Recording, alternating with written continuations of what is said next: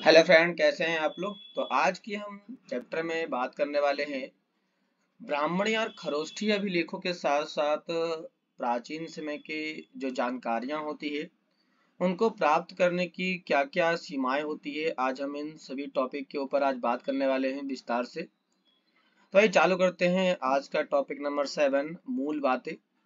इसमें कहा जाता है कि अभिलेखों का अर्थ कैसे निकाला जाता है।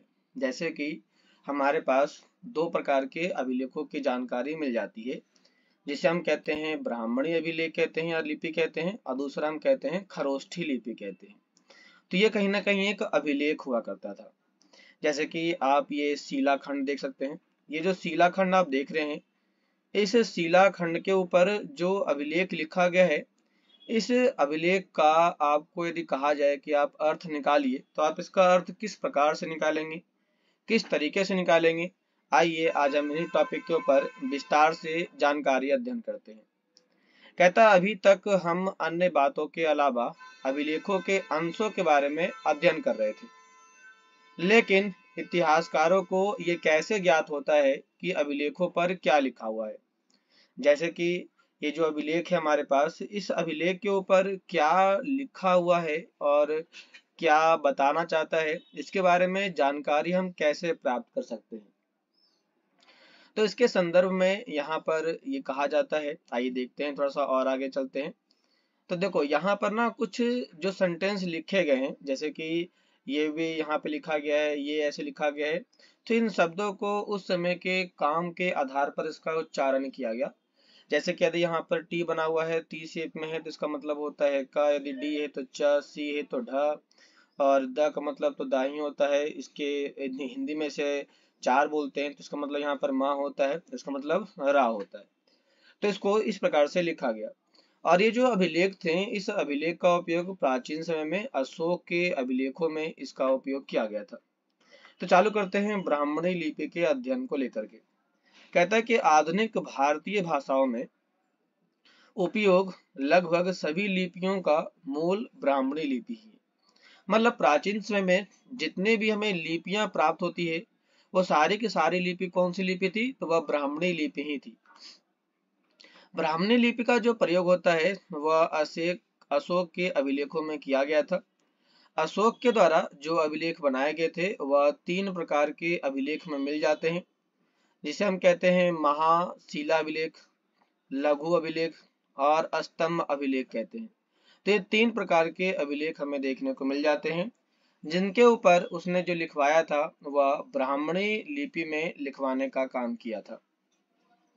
18वीं सदी के यूरोपीय विद्वानों ने भारतीय पंडितों की सहायता से आधुनिक बंगाली और देवनागरी लिपि में कई पांडुलिपियों का अध्ययन शुरू किया। उन्होंने इन लिपियों के अध्ययन के माध्यम से ब्राह्मणी लिपि के अक्षरों को प्राचीन अक्षरों के नमूने से तुलना किया और उसके बाद उसके बारे में बताने का काम किया, इसका अर्थ हकीकत में क्या होता है और क्या नहीं होता है, इसके बारे में इन्होंने बताने का काम किया।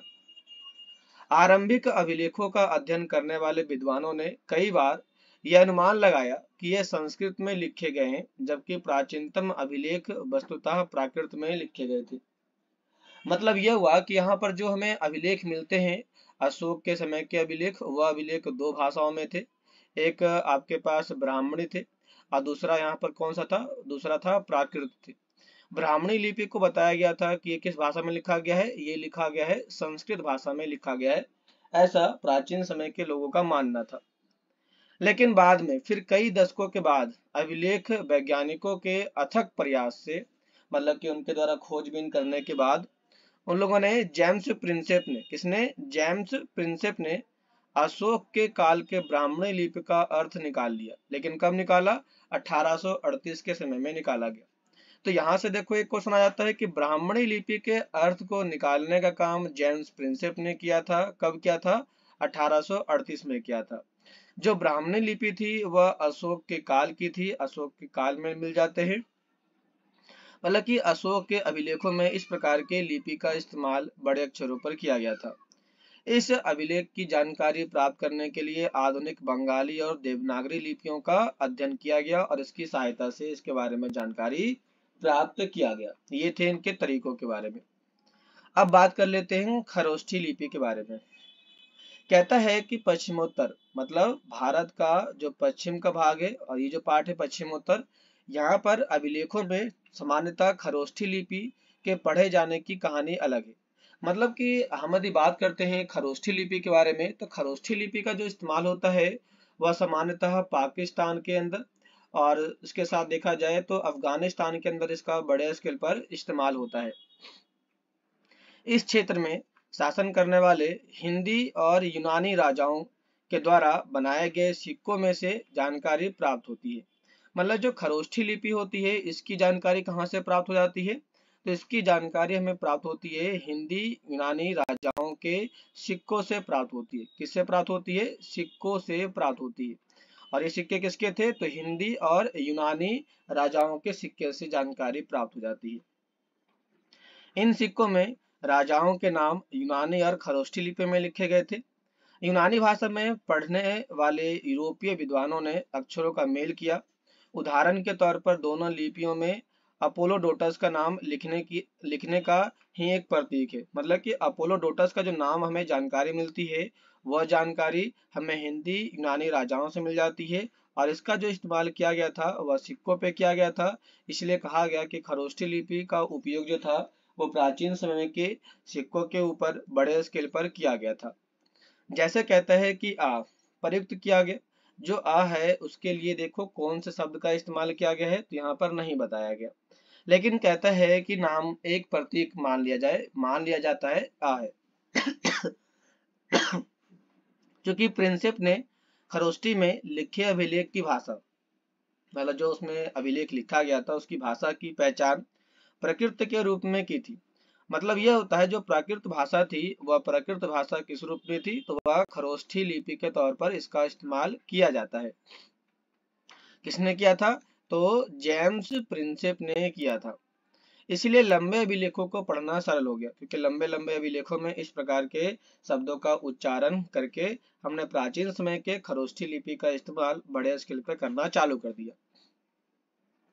अब यहाँ पे कहता है क्या? अभिलेखों से प्राप्त ऐतिहासिक साक्ष्य, अभिलेख जितने भी पाए गए थे उससे हमें हिस्ट्री के बारे में कौन कौन सी जानकारी मिल जाती है। तो कहता है कि इतिहासकारों एवं अभिलेख शास्त्रियों के काम करने के तरीकों का पता लगाने के लिए आइए अशोक के दो अभिलेखों का ध्यान से पढ़े। ध्यान देने योग्य बात है कि अभिलेख में शासक अशोक का नाम नहीं लिखा है, उसमें अशोक के द्वारा अपनाई गई उपाधियों का प्रयोग किया गया है। तो अशोक ने कौन कौन सी उपाधि धारण की थी? अशोक के द्वारा जो उपाधि धारण की थी उसका नाम था देवनप्रिय, अर्थात देवताओं का प्रिय, और पियादसी यानी देखने में सुंदर। ये दो उपाधियां इसके द्वारा धारण किया गया था। अशोक के नाम अन्य अभिलेखों में मिलता है जिसमें उनकी उपाधियां भी लिखी गई है। इन अभिलेखों का परीक्षण करने के बाद अभिलेख शास्त्रियों ने पता लगाया कि उनके विषय में शैली, भाषा और पुरालिपि विज्ञान सब में समानता है। मतलब कि जितने भी चीजें जानकारी मिल जाती है उसमें एक समान भाषा या एक समान लिपि का इस्तेमाल किया गया था। अतः वे इस निष्कर्ष पर पहुंचे कि इन अभिलेखों को एक ही शासक ने बनवाया था। किसने बनवाया था? तो वो था अशोक ने ही इन सभी चीजों को बनाने का काम किया था। आपने यह भी देखा होगा कि अशोक ने अपने अभिलेखों में कहा है कि उनसे पहले के शासकों ने रिपोर्ट इकट्ठा करने की व्यवस्था नहीं की थी। मतलब कि किन लोगों ने क्या इस्तेमाल किया इसके बारे में हमारे पास कोई जानकारी नहीं थी, क्योंकि इसके बारे में हमारे पास इकट्ठा करने के बारे में कोई जानकारी प्राप्त ही नहीं हो पाती है। यदि अशोक से पहले के उपमहाद्वीपीय इतिहास पर विचार करें तो क्या आपको लगता है कि अशोक का ये वाक्य सही है? इतिहासकारों को बार बार अभिलेखों में लिखे कथनों का परीक्षण करना पड़ता है ताकि ये पता चल सके कि उनमें लिखे वह सत्य है, संभव है या फिर अतिशयोक्तिपूर्ण, मतलब कि वो बातें कितना सही है कितना गलत है इसके बारे में हमें उनकी जानकारी से प्राप्त हो जाता है। क्या आपने ध्यान दिया कि कुछ शब्द ब्रैकेट में लिखे हैं? अभिलेख शास्त्री प्राय वाक्यों के अर्थ स्पष्ट करने के लिए ऐसा करते थे, क्योंकि जो हमें ब्रैकेट में मिल जाता है उसका हमने केवल अनुमान लगाया था। हमारा मानना था कि इसका मतलब ये होता होगा, जरूरी नहीं है कि उसका अर्थ वही होता होगा, तो हमने केवल अनुमान लगाया। यह बड़े ध्यान से करना पड़ता है, जिससे कि लेखन या लेखक का मूल अर्थ बदल ना जाए। मूल अर्थ का मतलब होता है कि हमने 2000 साल पहले जिस शब्द का इस्तेमाल किया था, क्या आज भी उसका अर्थ वही होगा या नहीं होगा, इसके लिए ही हम इस प्रकार के शब्दों का इस्तेमाल करते हैं। इतिहासकारों को और भी परीक्षण करने पड़ते हैं। यदि राजा के आदेश यातायात मार्गों के किनारे और नगरों के पास प्राकृतिक पत्थरों पर उत्कीर्ण थे, तो क्या वहां से आने जाने वाले लोग इन्हें पढ़ने के लिए उस स्थान पर रुकते थे? मतलब कि रास्ते पर यदि हम जाते हैं तो कोई राजा यहाँ पर अपने नामों को लिख दिया करता था, या अपने जो रोड बनाए गए थे वो उनके नाम पर बनाए गए थे, तो क्या उनको लोग पढ़ते थे या नहीं पढ़ते थे? इसकी जानकारी के लिए हमारे पास कोई साक्ष्य एविडेंस नहीं मिल पाते हैं। अधिकांश लोग प्राय पढ़े लिखे नहीं थे। देखो यहाँ पर अधिकांश लोग क्या है, पढ़े लिखे नहीं। तो सामान्य सी बात है कि यहाँ पर रोडों के किनारे लिखे गए इस प्रकार के अभिलेखों के बारे में लोगों ने पढ़ने का काम नहीं किया होगा। फिर कहता है क्या, थोड़ा सा और यदि हम बात करते हैं आगे, इसको हम बाद में पढ़ लेंगे ब्रैकेट वाले। जैसे कि आप ये जो दो सिक्के देख रहे हैं, इन सिक्कों के पीछे जो ये चित्र बनाया गया है और ये जो आपको लिखा गया है सारे भाषाओं में, ये एक्चुअल में खरोष्टी लिपि ही हुआ करती थी। और खरोष्टी लिपि जो थी वो कहाँ पर पाई जाती है, तो ये हमारे पास पाई जाती है हिंदू यूनानी शासकों के अंदर पाई जाती है, सिक्कों के ऊपर। और इंडिया के भागों में देखा जाए तो ये नॉर्थ और वेस्ट के पार्टों में देखने को मिल जाता है। यहाँ पे कहता है आगे कि पाटलिपुत्र में प्रयुक्त प्राकृत उपमहाद्वीप में सभी स्थानों पर लोग समझते थे, क्या राजा के आदेश का पालन किया जाता था? इन प्रश्नों के उत्तर पाना सदैव आसान नहीं है, क्योंकि इनके बारे में हमें कोई अभिलेख नहीं मिलता है, या फिर इनके बारे में हमें कोई पुख्ता जानकारी नहीं मिलती है। इनमें से कुछ समस्याओं के प्रमाण हमें अशोक के अभिलेख में मिलते हैं। तो कौन कौन सी समस्याएं हमें इस प्रकार के समय में देखने को मिलती है? देखो किसमें कहता है क्या, यदि हम समस्याओं की बात करें तो समस्या ये थी कि उनके अर्थ को समझ नहीं पाना। दूसरी बात है कि हमारे पास जो लिखे गए थे वह पूर्णतः नहीं लिखे गए थे, क्योंकि आज के समय में वो खत्म होने वाले हैं या फिर घिस चुके हैं, तो हम आज के समय में उसकी जानकारी प्राप्त नहीं कर सकते हैं, जिसकी व्याख्या प्रायः अशोक के वेदना के प्रतिबिंब के रूप में की जाती थी। साथ ही यह युद्ध के प्रति उनकी मनोवृत्ति में परिवर्तन को भी दर्शाता है, जैसा कि हम आगे पढ़ेंगे। यदि हम अभिलेख के शाब्दिक अर्थ के परे समझने का प्रयास करते हैं तो यह परिस्थिति और भी जटिल हो जाती है। यद्यपि अशोक के अभिलेख आधुनिक उड़ीसा से प्राप्त हुए, तो देखो अशोक के अभिलेख हमें कहाँ से मिल जाते हैं, तो वह उड़ीसा से मिल जाते हैं। क्यों? क्योंकि उड़ीसा जो था वह कलिंग का ही एक पार्ट था। जब कलिंग युद्ध हुआ था तो वहां पर जो 2 लाख से ज्यादा लोग मारे गए थे, उनके बारे में जानकारी लिखने के लिए उसने अपने अभिलेख लिखे थे, तो वहां से भी हमें अशोक के अभिलेख प्राप्त हो जाते हैं। लेकिन उनकी वेदना का मतलब होता है उनके अभिलाषा को परिलक्षित करने वाले अभिलेख वहां नहीं मिला है। अर्थात यह अभिलेख उस क्षेत्र में उपलब्ध नहीं है जिस पर विजय प्राप्त की गई थी, क्योंकि यहाँ पर उन्होंने विजय तो प्राप्त कर लिया था, लेकिन इसके उपलक्ष्य में उन्होंने क्या क्या धन लूटा या वहां पर क्या क्या चीजें प्राप्त की, इसके बारे में जानकारी नहीं मिल पाती है। इसका हम क्या अर्थ लगाएं? क्या राजा की नव विजय की वेदना उस क्षेत्र के लिए इतनी दर्दनाक थी कि राजा इस मुद्दे पर कुछ भी ना कह सका? तो कई बार हम कह सकते हैं कि जो राजा हुआ करता था अशोक, उसने जो धर्म का प्रचार किया था, तो धर्म के प्रचार करने के लिए उसने कलिंग युद्ध के बाद जो भी काम किया उसके बारे में उसने लिखने का प्रयास नहीं किया था। आइए हम चलते हैं थोड़ा सा पैराग्राफ के साइड वाले पोर्शन पर, जहाँ से क्वेश्चन आपके समानता उठते रहते हैं। तो चलते हैं पहले सोर्स नंबर 10 के बारे में। कहता है राजा के आदेश। राजन देवनपिय पियादसी ये कहते हैं कि अतीत में मसलों को निपटाने और नियमित रूप से सूचना एकत्र करने की व्यवस्था नहीं थी। मतलब प्राचीन टाइम में सूचना कैसे इकट्ठा किया जाए ये व्यवस्था नहीं थी, लेकिन मैंने निम्नलिखित की है, मतलब व्यवस्था की है। लोगों के समाचार हम तक प्रतिवेदक सदैव पहुंचे। तो देखो प्रतिवेदक, जो समाचार हमारे पास पहुंचते थे उससे भी जानकारी मिल जाती है। चाहे मैं कहीं भी हूँ, खाना खा रहा हूँ, अंतःपुर में हूँ, विश्राम कक्ष में हूँ, गौशाले में हूँ, या फिर पालकी में मुझे ले जाया जा रहा हो अथवा वाटिका में हूँ, मैं लोगों के विषय का निराकरण हर स्थल पर करूंगा। मतलब कि ये जानकारी हमें मिल जाती है। और ये देखो कहता है क्या, कहता है कि अभिलेख शास्त्री ने प्रतिवेदक शब्द का अर्थ संवाददाता बताया है। प्रतिवेदक का मतलब क्या होता है? संवाददाता होता है। तो देखो यहाँ से 1 नंबर का एमसीक्यू आपके आ सकते हैं। आधुनिक संवाददाता की तुलना में प्रतिवेदक के दायित्व कितने अलग रहते होंगे? तो आज के समय में जब हम किसी को अपनी भाषा अलग भाषा में ट्रांसलेट करके बताते हैं तो कितना अलग रहता होगा, इसके बारे में तुलना करने के बारे में बात कर रहा है। थोड़ा सा आगे चलते हैं। राजा की वेदना, देखो कह रहा है क्या, जब देवान पियादसी ने अपने शासक के 8 वर्ष पूरे किए तो उन्होंने कलिंग पर विजय प्राप्त कर ली।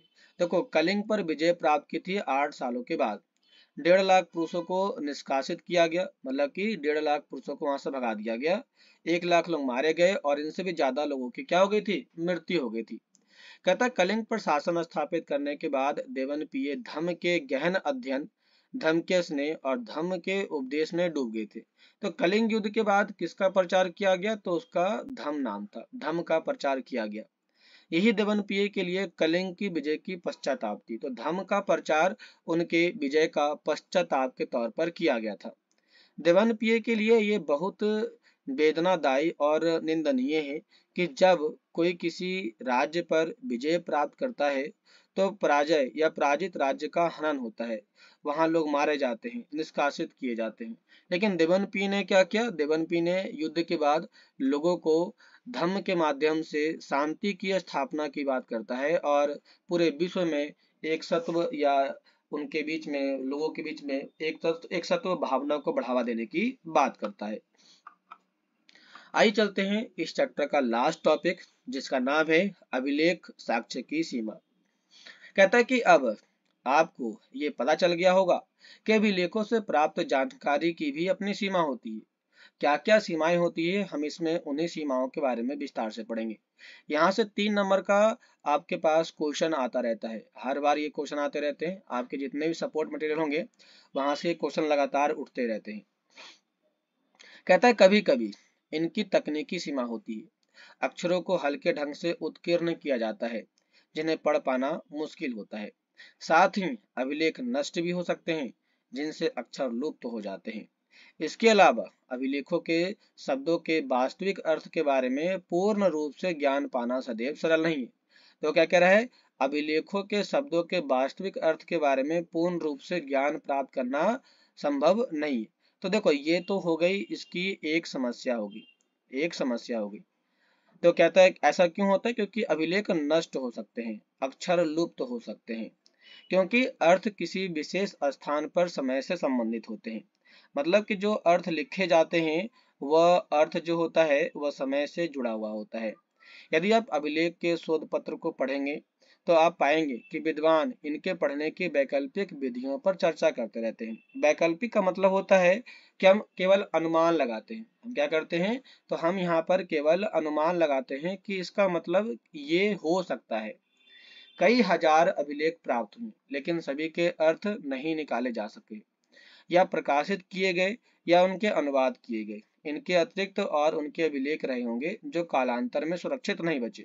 मतलब कि आज के समय में वह अभिलेख क्या हो चुके हैं? खत्म हो चुके हैं। इसीलिए हमें इतिहास के बारे में पूरी जानकारी नहीं मिल पाती है।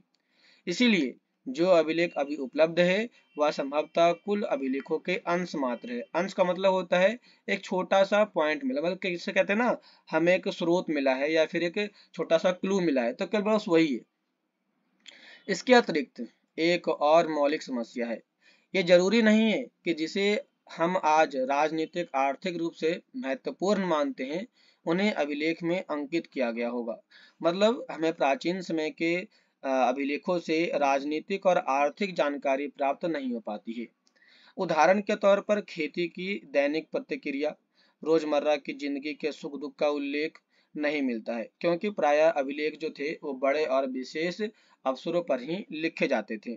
इसके अलावा अभिलेख हमेशा उन्हीं व्यक्तियों के विचार व्यक्त करते हैं जो उन्हें बनवाते थे। तो यहाँ पर जो सामान्य लोग होते हैं इनके बारे में जानकारी प्राप्त करना संभव नहीं है। इसीलिए इन अभिलेखों में व्यक्त विचारों की समीक्षा अन्य विचारों के परिप्रेक्ष्य में करनी होगी ताकि अपने अतीत का बेहतर ज्ञान हो सके। अर्थात राजनीतिक और आर्थिक इतिहास का पूर्ण ज्ञान मात्र अभिलेख शास्त्र से नहीं मिलता, बल्कि साथ ही इतिहासकार प्रायः प्राचीन, अर्वाचीन दोनों प्रकार के प्रमाणों का आशंका व्यक्त करते हैं। अर्वाचीन का मतलब होता है अभी के बारे में, और प्राचीन का मतलब होता है इतिहास के बारे में। दोनों के बीच में संबंध को स्थापित करते हैं और उसके बाद हम एक अर्थ को निकालने का काम करते हैं। 19वीं सेंचुरी के आखिरी दशक में और 20वीं शताब्दी के प्रारंभिक इतिहासकार प्रमुख रूप से राजाओं के इतिहास में रुचि रखते थे, लेकिन 20वीं सदी के मध्य से आर्थिक परिवर्तन सामाजिक समुदाय के उदय के विषय में महत्वपूर्ण बन गए। हाल के दशकों में ऐसे समुदाय के प्रति इतिहासकारों की रुचि बढ़ी है जो सामाजिक हाशिए पर है। इससे संभवतः प्राचीन स्रोतों पर पुनर्विचार किया जाएगा और विश्लेषण की नई विधियों को विकसित किया जाएगा। इसका मेन पर्पस ये है कि हम अभिलेखों के माध्यम से पूर्ण जानकारी प्राप्त कर सके और इतिहास के बारे में हम ज्यादा से ज्यादा जानकारी इकट्ठा कर सके। इसके लिए इसे किया गया था।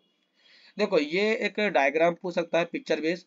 ये पिक्चर जो है कहाँ का है, तो ये कर्नाटक से प्राप्त किया गया है। ये किसकी पिक्चर है, तो ये ताम्रपत्र है जो 6ठी सेंचुरी में लिखा गया था। और ये क्या है, यह एक पांडुलिपि है। पांडुलिपि मतलब इसे हाथों से लिखा गया एक लिपि है। तो यहाँ से क्वेश्चन यदि आता है तो आप आसानी से बना सकते हैं। तो क्लास, ये तो थे आज के चैप्टर के बारे में, जो चैप्टर हमारा पूरी तरह से खत्म होता है। ये वीडियो कैसी लगी जरूर बताइए और वीडियो को सब्सक्राइब लाइक जरूर करें। तो मिलते हैं नेक्स्ट चैप्टर में, नेक्स्ट क्लास में। आज के लिए इतना ही, तब तक के लिए धन्यवाद।